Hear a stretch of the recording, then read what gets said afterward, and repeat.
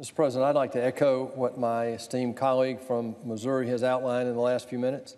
His leadership here on this issue is pronounced. His experience on this floor is not to be underestimated, and I appreciate his leadership on this, and I appreciate the opportunity to weigh in on this. Before my remarks today on this historic opportunity we have before us right now to finally, after 30 years, become competitive again with the rest of the world, I'd like to preface my remarks today with a personal comment. My mom and dad were school teachers. We were middle class. I grew up working on our family farms. My mom and dad were really the first two in their extended family that had ever been to college. All my relatives were farmers in the South. I think today, the tax code that we've had for the last 100 years, since it was instituted in our country, has created an imbalance. We see right now we're losing competitiveness with the rest of the world. We have a growing disparity between income levels in this country, borne out somewhat by the derivative results of an archaic, out of control, out of date, and inappropriate tax policy. Today, Mr. President, we have two crises in America. I've spoken on this floor a lot about this. We have a global security crisis that cannot be argued against. It's deadly. It's serious. We also have a debt crisis, and they're interwoven because of our inability to discipline ourselves on this floor over the last 30 years, particularly the last 16 years. We now have $20 trillion of debt. Now, that's a result of an explosion in the size of our federal government, Mr. President. In 2000, the size of our government, these are constant 2016 dollars, and the size of our government in 2000 was $2.4 trillion. Now, trillion's a big number. It gets a lot of zeros out there, and I have a hard time even digesting what that is. But 2.4 I can relate to the size that it is today, and it's $4 trillion last year, Mr. President. So we grew over 60% our federal government in 16 short years. One Republican president, one Democratic president. In my experience up here in the last 2 years is that there are no innocent parties in terms of this out-of-control spending on the part of the federal government. One of the solutions to this debt crisis is a growing economy. President Trump, from day one, has said that growing the economy is job one, but it was part of a bigger strategy in his first year. There were 4 components to the strategy in the first year. One was we had to get Neil Gorsuch confirmed to the Supreme Court, and that was done. Second, we had to roll back on some of the more onerous regulations that were stifling the very life out of the free enterprise system. To date, over 800 regulations have been removed from our government. Third was health care. We're still trying to fix a collapsing Obamacare system that's hurting people back home. And last is we had to reform our tax package so that we could become competitive with the rest of the world and get our economy going again. Job one this year was to get the economy going again. To some degree, it's beginning to move. Consumer confidence is at a 16-year high. CEO confidence is at a 20-year high. Why? Because they see finally rhetoric in Washington talking about the things that they've been asking for over 10 years, and that is relief from some of the pressure the federal government has put on the free enterprise system that keeps us from being competitive with the rest of the world. Now, Mr. President, I've lived around the world. I've run businesses. I started my career working on an hourly wage in construction. I understand that America, and I can say this with some authority, America has some of the best workers anywhere in the world and in the history of the world. And on the back of that, we have innovation, capital formation, and the rule of law. That's what's created this economic miracle over the last 7 years. But we've taken it for granted, Mr. President. And what we've done was we've allowed other countries, because of our immigration policy, because of our tax policy, and because of our regulatory policy, particularly of late, we've lost our competitive edge. We believe that to get this economy going, President Trump is right. I am absolutely committed to this strategy that President Trump has laid out. And it really is only 3 things. And we've already started on 2 with his leadership. 1 is the regulatory reform, which I talked about. 2 is we've got to get this energy policy going. What the President has already done with the Keystone Pipeline and the Clean Power Plan has set the stage to allow us to become the energy czar, if you will, of the next century right here in North America. And lastly, and maybe most importantly, is to get this tax code so we can be competitive with the rest of the world. In 1986, let's talk about what competitive means. In 1986, the last time we actually did any real substantive change to the tax code, the United States, after those changes, had the third lowest corporate tax rate in the world. And what that did is that allowed us to compete with the rest of the world and set the stage for the next 10 to 15 years of economic boom that is now part of history. What happens now, though, is that the rest of the world has caught up. They have lowered their corporate tax rates. They've simplified their regulatory environment, taken the burden off some of their people. And today, we have absolutely the highest corporate tax rate in the world. And we're the last country of the major OECD countries, the 39 countries, to actually still have a repatriation tax, Mr. President. This is unbelievable. We've been so arrogant as a country that we've let the rest of the world outrun us to the next stop and are now out-competing us. And how does this affect the average man and woman on the street? Well, this, I believe, the repatriation tax and indeed the lack of competitiveness in our tax code is an absolute tax on American workers. Why? Because right now, twice as many companies in the United States are being purchased by companies outside our country as compared to companies that we're buying, our U.S. companies are buying outside the United States. That is nothing but a reflection on the imbalance of our high tax environment here at home. And the people who suffer from that are the people who buy products in the United States and the people who work for companies that sell products in the United States. And by companies, I'm talking about friends of mine who have small businesses in South Georgia and have 4 employees.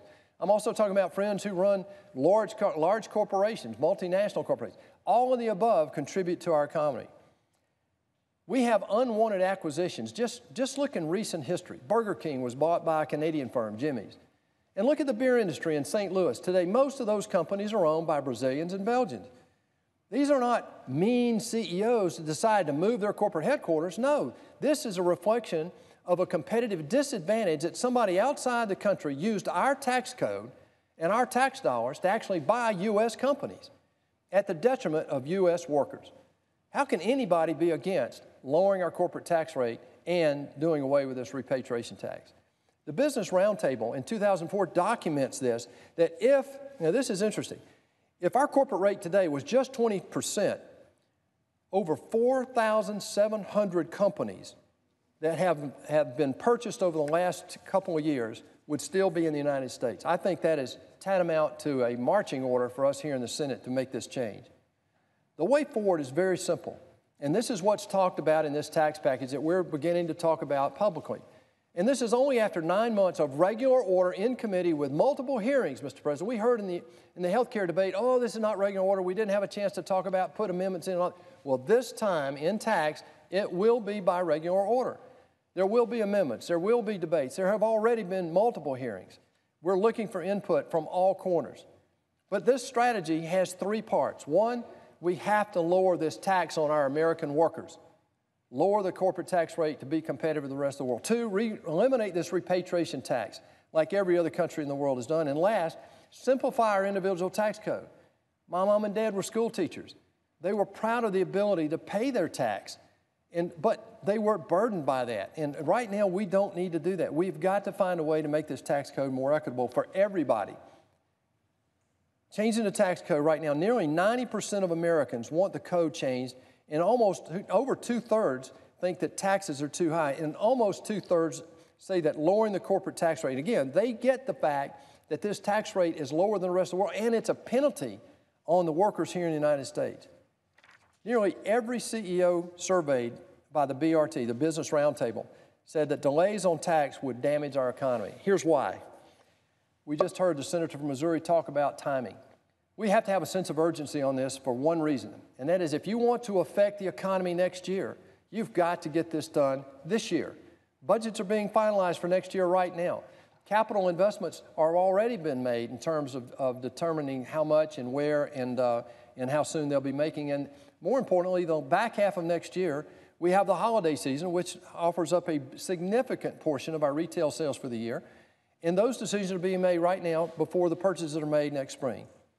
We've got major CEOs weighing in on this, Mr. President. Randall Stephenson, CEO at AT&T, said that if we get the corporate tax rate lowered, quote, we will step it up, meaning their capital investments. Every additional $1 billion is 7,000 hard hat jobs putting fiber in the ground, cell sites up, and antennas on cell sites. David Abney, CEO of UPS, said, quote, "We'd like to bring some of those foreign earnings back, invest them in our network here," unquote. And finally, Mark Weinberger, CEO of an accounting firm, one of the major accounting firms we have here in the United States, and they're multinational, so they have experience around the world in this with Ernst & Young. They actually, through these tax changes, will actually stand to lose revenue because we're simplifying how people calculate what they owe in taxes.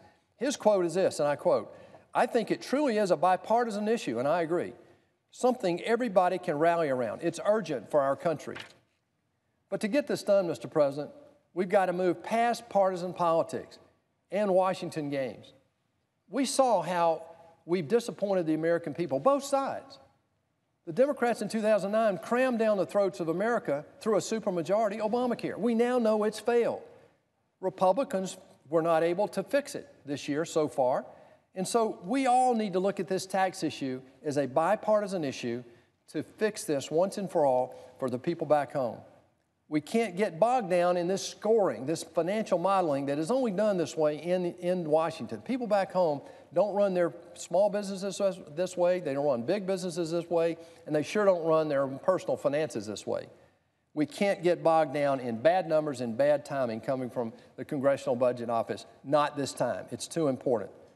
The only score that matters to me is GDP growth and the jobs that creates. The changed lives that can affect the people back home. I hear people talking all the time. I work part-time. Can I get more? Can you help me get more hours? Wages at the low-income level have not grown at all in the last 30 years. That's terrible in the United States, and we can fix that. And it's a function of the fact of the thing I'm talking about right now of American companies have lost their competitiveness because of the rules here in Washington. 100 basis, this is 1% increase in our GDP. So let's just say that we grow from 1.9 to 2.9%. That alone is $3 trillion of revenue over the next 10 years. That's doable, totally doable, Mr. President. Everybody in this room knows that. But we've got to change this tax code to put people back to work, get our economy going again, become competitive with the rest of the world, and the end result will be to address finally this debt crisis. The reason we want this tax code changed is to put people back to work, change lives here in America, but the long-term benefit of this is it gives us more flexibility and more capital with which to solve this long-term debt crisis. Growing the economy alone will not fix this debt crisis, but we will not fix a debt crisis unless and until we fix this tax code. Mr. President, we need to have a sense of urgency like never before in order to get this done this year. I echo the comments of my colleagues, and I thank you for this opportunity, and I yield the floor. Mr.